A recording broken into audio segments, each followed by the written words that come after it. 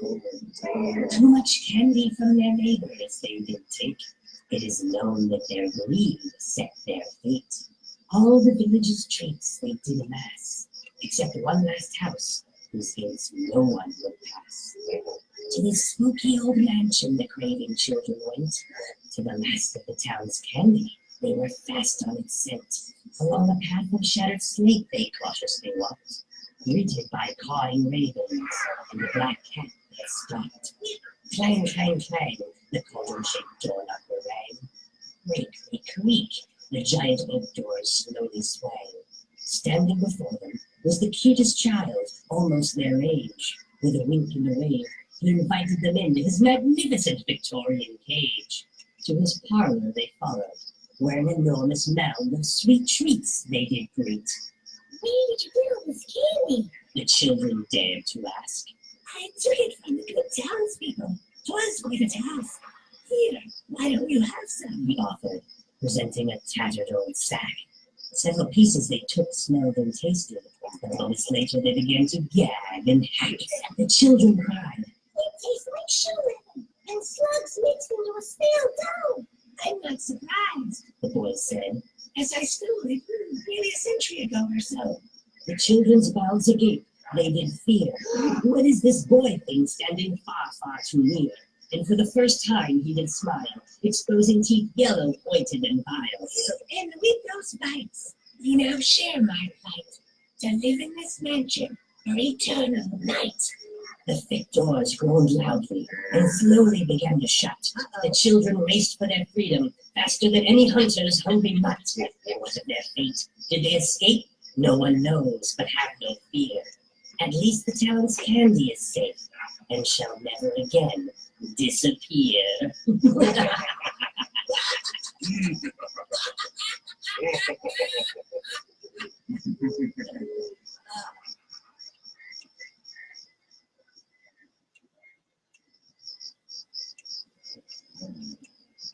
Hello, happy Halloween. I am here in a haunted pumpkin patch. They're scary. They're gonna get me. They're right behind me. So I am in my living room. And this is, I'm trying to turn them down. Hold on a second so you can hear me.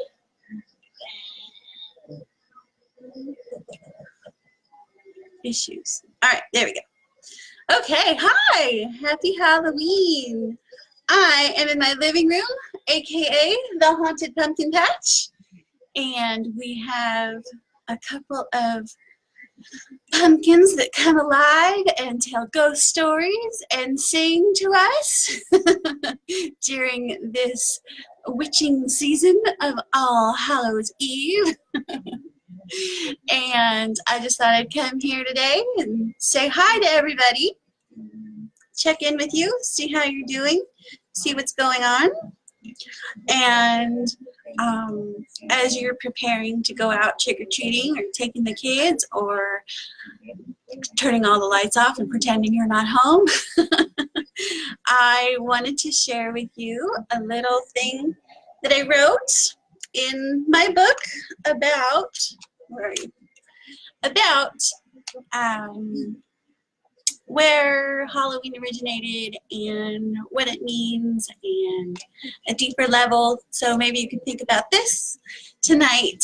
It's all about connecting with our dearly departed loved ones and our ancestors and those who are on the other side. So, of course, it's a little dark in here. Let's see if I can see this.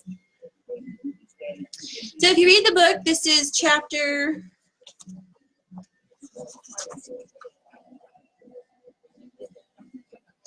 8, connecting with the loved ones. I don't want to give any spoilers about what's happening here, but just know that this is out at the Magical Lot that you'll read a lot about, and this is a conversation between two friends. One is learning what it means, what Halloween or All Hallows Eve means out at the lot, and the other one is explaining. So, where should I start? Okay, why tonight? I always thought it was just about trick-or-treating and Halloween candy, Morgana joked. Many traditions celebrate a day of remembrance to pay their respects and receive guidance and inspiration around this time. All Saints' Day, or All Hallows, on November 1st, commemorated Christian saints and martyrs. All Souls' Day on November 2nd was a remembrance for all the souls of the dead. In Mexico, the indigenous customs of honoring the dead at this time of year is Dia de los Muertos. Hopefully I said that all right. And that happens in early November. It's a multi-day holiday that focuses on gatherings of family and friends to pray for and remember friends and family members who have died and help support their journey. The ancient pagans celebrated this holiday as New Year's. Samhain means summer's end and marks the end of the summer and the end of harvest and the onset of winter. Samhain shares the ancient spiritual practice of remembering and paying respects to the dead with these related religious holidays. Samhain's long association with death and the dead reflects nature's rhythms. In many places, Samhain coincides with the end of the growing season. Vegetation dies back and with the killing frost, and therefore, literally, death is in the air. This contributes to the ancient notion that at Samhain, the veil is thin between the world of the living and the realm of the dead, and this facilitates contact and communication. For those who have lost loved ones in the past year, Samhain rituals can be an opportunity to bring closure to the grieving and to further adjust to their loved ones being in the other world by spiritually communicating with them. They would have huge festivals with enormous bonfires. It was also during this festival that they viewed this time as no time. Everyone had to be so chore-oriented in those days, so no time was a time that they could screw around and play, probably the precursor to today's trick-or-treating. So out here being the magical lot, out here our tradition is to write your message on a piece of parchment, and as you write, you are infusing your energy to the question or whatever you put down. Then, when you burn it in a candle, its energy is released to where it needs to go. Because even though they're always available to us, they do have their own lives, you know. Yeah, I'm sure there are many social functions that they are attending to. Lots of cloud parties and such, Morgana quipped. Exactly. But I will say, I bring my notebook out here on this night, and I feel like I can hear them speak to me. I write it down so I can read it over again later. I do this other times too, but I know that sometimes I'm not as focused as I am on Samhain. I know I felt connected to something during my bond. Maybe it was those who have crossed over. It's nice to think that they're still with us, Morgana said as she looked out over the small bonfires. She could hear whispers and voices from the others around them. Or was it the voices from the other side, she thought to herself. She stared into the flames of the bonfires and watched their glowing hot dance. The smoke rose from the fires and connected to the night sky, almost like a rope or a beanstalk linking the two worlds. Morgana wondered what it would be like to climb up and how far she could go and who would greet her as she traveled to the other side. She was lost in thought and her eyes softened their gaze. She was transfixed on the fire and could almost see spirits dancing around it, the spirits of our ancestors and those who came out to play in the no time of the earthly realm. She reached for her pen and scribbled a note on her piece of parchment. Blessed are we who are sharing in this time-space. Thank you all for coming. She set it in the mini cauldron and watched its essence go up in flame. He wrote something down in his notebook and tore half the page and lit it in the cauldron. Morgana moved the cushion she was sitting on and lay down to use it as a pillow. and looked up into the sky. They lay there, basking in the energy of the night, in the energy of the majestic mountains, and in the energy of the love from the spiritual ancestors dancing all around them. So, I hope you like that.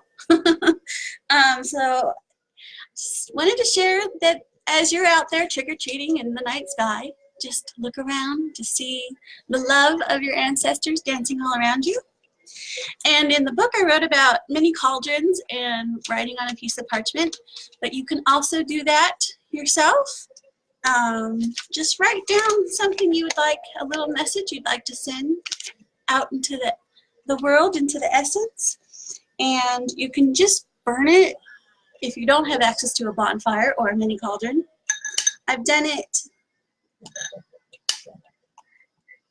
You just take a candle, take a candle, light your candle, and then obviously use common sense, take precautions. This is fire, fire burns, fire hot, you know. But take your little message and you just set it in your candle and watch it go up in flame. If you don't have a candle jar like that one, I did use an empty pickle jar earlier just to see what would happen. It got kind of hot, but you know, obviously use common sense, use precaution, watch the flame, don't leave flames unattended, blah, blah, blah. But it's still just sort of fun to send that message and watch it go up into smoke and think about your love and light that you're sending to your ancestors and to those on the other side. And it's a happy way of thinking about this night and remembrance of everything. So,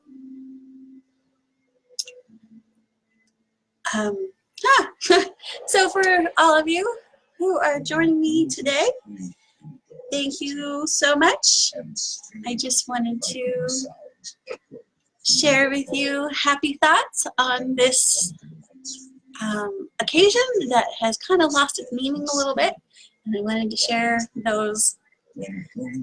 that background with you. So, enjoy the candy. Have fun with it. Have fun. Be safe tonight. And thank you for being here. All right. Have a great day, everybody.